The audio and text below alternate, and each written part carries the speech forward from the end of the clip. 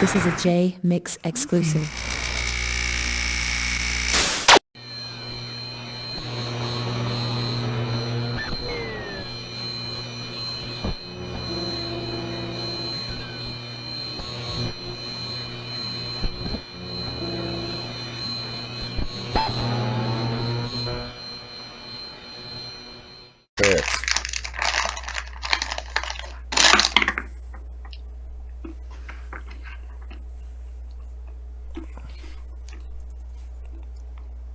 Greg Kading called us not armchair quarterbacks, but wheelchair quarterbacks. Wheelchair quarterbacks, huh?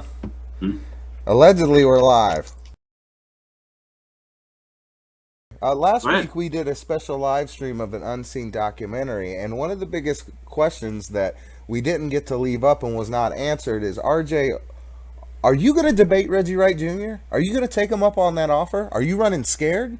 What's going on? Well, I don't think that Reggie Wright, actually, I've never heard him come out and make any kind of an offer of any kind in terms of him being proactive, saying, I'll talk to RJ Bond about anything he wants to talk about at any given time, anything that's, I've never once heard that. It seems to be, and this is the way I look at it, for the record. It seems to be that for the last 10 years, and like I said, Reggie was given 3 opportunities with our distributors to present his side of the story, to present his things. Fox News asked him to present his side. He didn't want to. Listen, for 10 years, Reggie Wright Jr. has had mutual contacts, people that I've known as well as he's known. And at one point, I think maybe Kading and Reggie offered Frank an opportunity to go and talk to them and try to squash something. Frank had no interest in doing it. But nobody's ever approached me about anything. And I find that to be a little bit peculiar because, for all of the rhetoric and all the talk they want to do and run me down, and Reggie wants to say how complicated I'm making his life and why am I attacking him and all this, he's never asked me to stop. Not once. A letter, an email. Greg Kading's got my email address. He knows how to get a hold of me. Not one time has anybody appealed to a sense of better judgment or self and say, listen, we just want to put this all to bed because it's a lot of noise. And, Greg Kading went on this big rant today about people being wrongfully accused and how wrong that is. And okay, well, fine. Then straighten me out. Show me where I'm wrong. Point out where I'm wrong. Answer my questions. And if you answer my questions and you can prove it, it's not just another fairy tale, then maybe there's an opportunity there for me to say I'm wrong. Chances are it'll never happen. But I don't want anybody saying that Reggie's running around saying that he was willing to... well, I mean, he called you out on 313, RJ. Straight up. Say what? Called me out and said what? Did you miss that whole thing where Rel's trying to set up a debate between you and Reggie Wright Jr. on 313's channel? No, did you miss that? Reggie didn't call me out. Terrell called me out. Reggie didn't. Reggie was actually very hesitant when Terrell said, do you want to talk to RJ Bond and try to work this all out? Okay. That wasn't how it went down. Okay. We have 150 people, 200 people that come on the show at any given point in time, and we're having fun. We do these shows to keep people informed, keep them caught up on current events, things where people can come and ask questions. That's what we do. We don't have an agenda. Would you, Jesse, would you say we had an agenda? We're doing these shows. Is there an agenda? Not on the live streams. The live streams, basically what we do is we talk about the events that happened in the past week. Like this week, we wanted to talk about Miss Jackson going on the Vlad show. But no, I mean, these are just response videos and talking about the topical Tupac news and topics every week. Fight Time says, do a joint interview with Reggie and Greg Kading if you're not lying. That's actually what I'm trying to work on right now with a mutual third party. Like I said, I've got no questions and no problems asking the questions. That's for damn sure. But, I'm not going to do it with some YouTube guy. And I don't care who it is. And I'm not talking about Terrell. I'm not talking about Jesse. I'm not talking about anybody. I'm not going to any YouTube guy. I'm not going to waste what I consider to be 10 years of my work and 10 years of my research for them. If I've got questions to ask, they're going to be straight up questions, and they're going to be hardcore questions, and we're going to get on a subject and we're going to nail it down until there's a mutual understanding or that subject's been exhausted. Okay, that's the bottom line. And, you know, today, Kading was asked a question in an interview about the George Torres Ramos case. Okay, well, you know what? He went back to saying the same prepped speech that he said before about being that his only problem with Torres Ramos was errors that he made in a search warrant. Well, not according to Steve Strong and not according to the court records. There was a whole lot more going on than that, and he kind of glossed over the whole thing about whether or not he was bribing witnesses. I never accused him of bribing witnesses. Nobody has. It looked like he was doing that. Looks like he was making promises in exchange for testimony, and he took the claim that he was doing it at the behest of the U.S. attorney. So he was trying to throw the U.S. attorney under the bus. Maybe that's true. I don't know. Maybe it is. Maybe it's not. But certainly there's a lot of whitewashing going on, and I'm just not going to settle for that. I'm not going to ask Reggie a question and say, why should people believe you and why this, and then get a 30-second answer and then move on to the next question. It just doesn't happen that way, and that's really not how things are done. And if Greg Kading wants to see whether or not I'm a wheelchair quarterback or an armchair quarterback or I'm a wannabe investigator, fine. Let me sit down with a sharpened pad of paper and sit Reggie Wright on the other side of the table, and let's see how we can get down to the facts, okay? Because that's how we get down. Well, let's clarify. I mean, at what setting would you need to get something like this done? Well, ultimately, what I want to do is I want to have a professional moderator, not a YouTuber who doesn't know the case.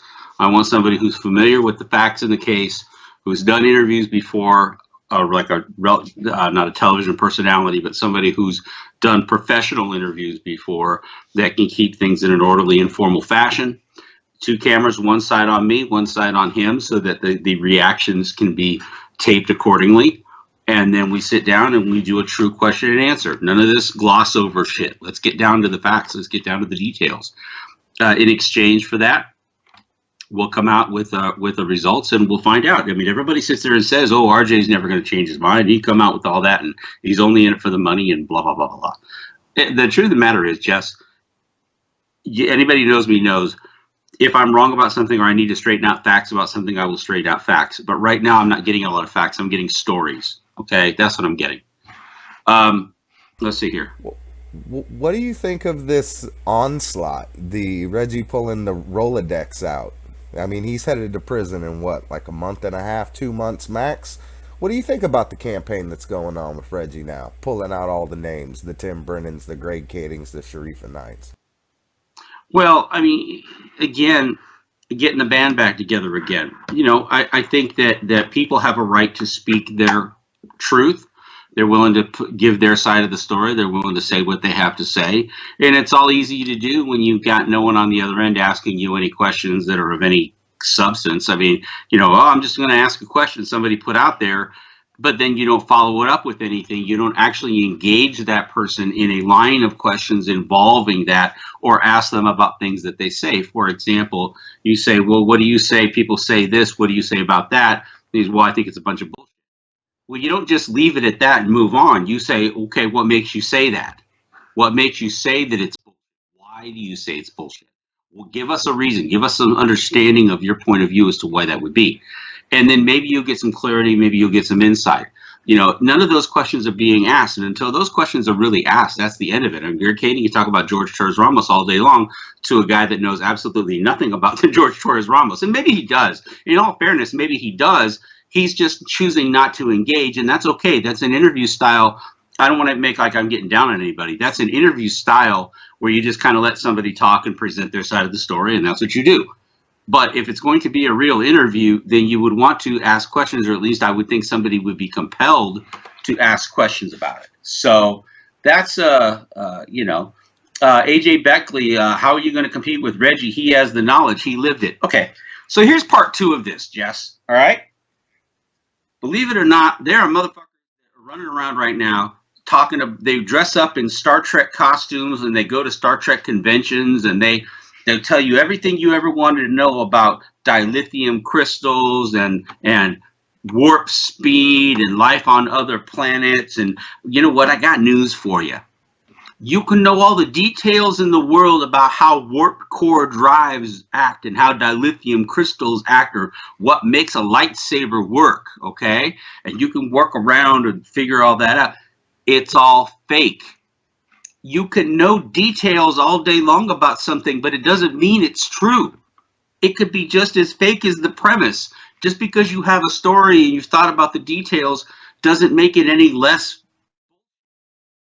Okay, I can tell you all, I'll give you all the facts about how warp speed is supposed to work. Got news for you. It doesn't exist. Okay, so you can say anything you want to. Well, I find it'd be easier to lie if it was your experience and you know who was there and who wasn't. I mean, it would make it a lot more convenient to twist the truth up. Like Sharifa Knight saying that Snoop Dogg never took her to court. Yeah, well, I mean, that's a play on words. He took her to the labor board. He took her to the employment labor board and sued her at the employment labor board, saying that she had taken money from him and that she had signed contracts on his behalf that he didn't know anything about, and that whatever agreement he had with her, because she was coming after him for royalties, whatever agreement he had with her was void because she was never supposed to be his manager to begin with, or anybody's manager to begin with.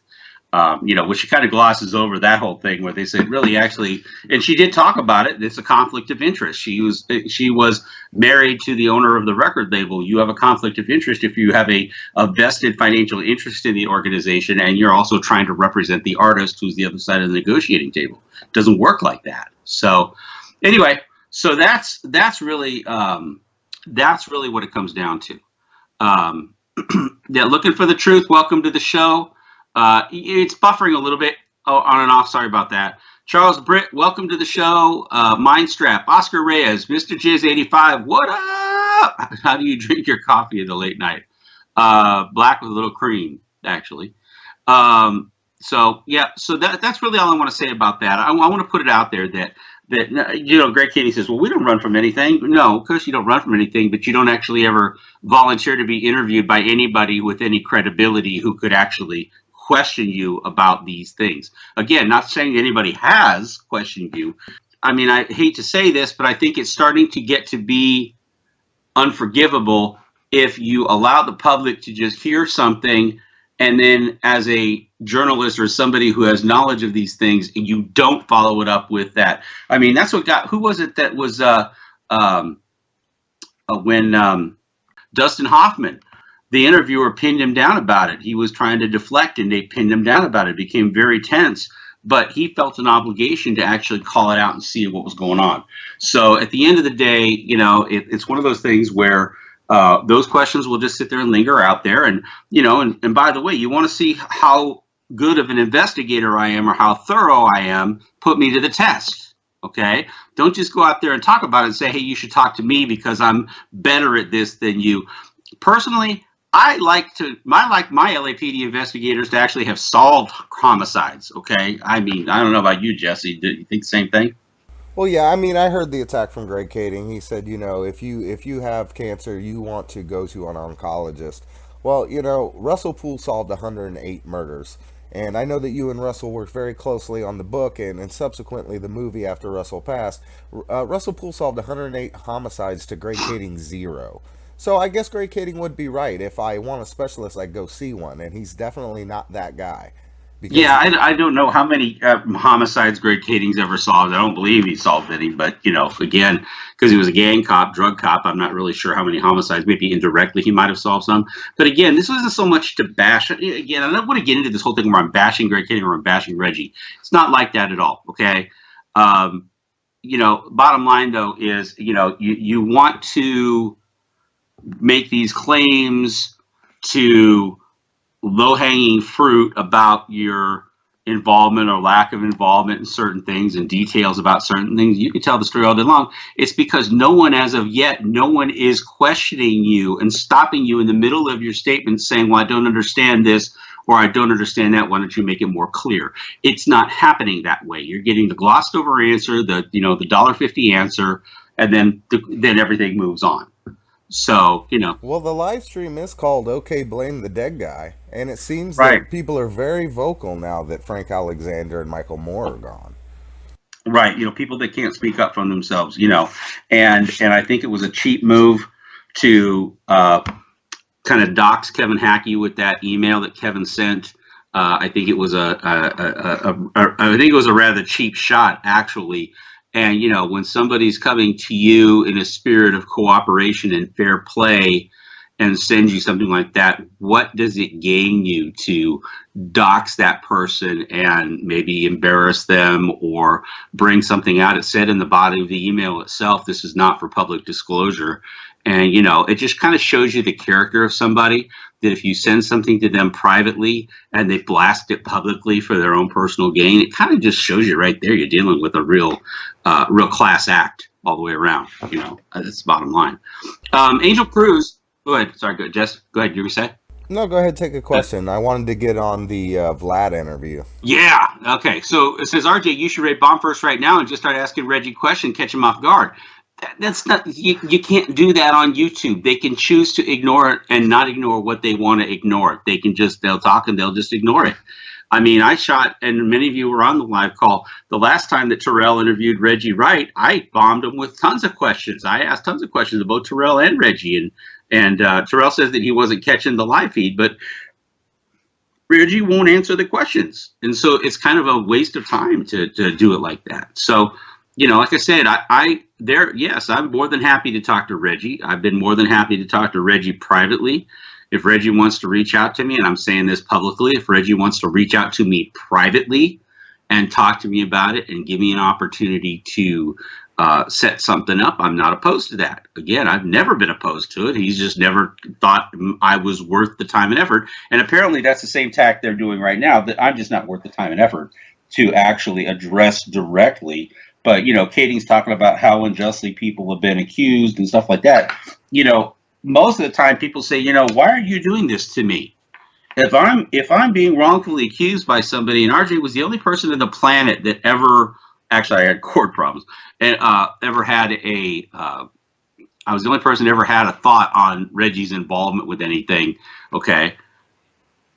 I'm not, you know, normally normal people, if they're being falsely accused, get mad or whatever. But the other question is, why are you doing this? Why are you doing this? And please stop. You ever notice that, Jesse? I don't think, has Reggie ever said, please stop? No. Not once.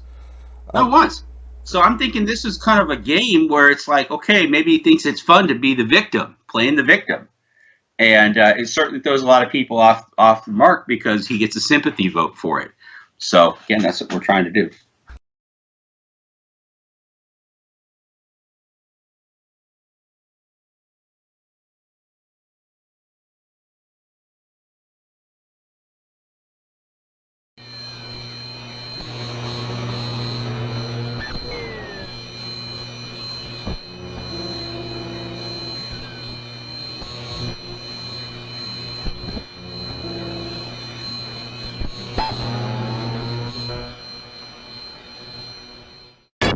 Hey all, it's Jmix here, and I want to thank everybody that took the time to watch the video. If you liked it, go ahead and throw it a like, maybe even a comment down below. And if you really like my content, check out my Patreon. The link is down below. For $1 a month, you get all the live streams, unedited as soon as they happen, plus interviews in advance and other bonus content.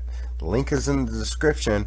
If not, you guys could always watch one of the videos to the side of me. See you on the next upload. One love, everybody.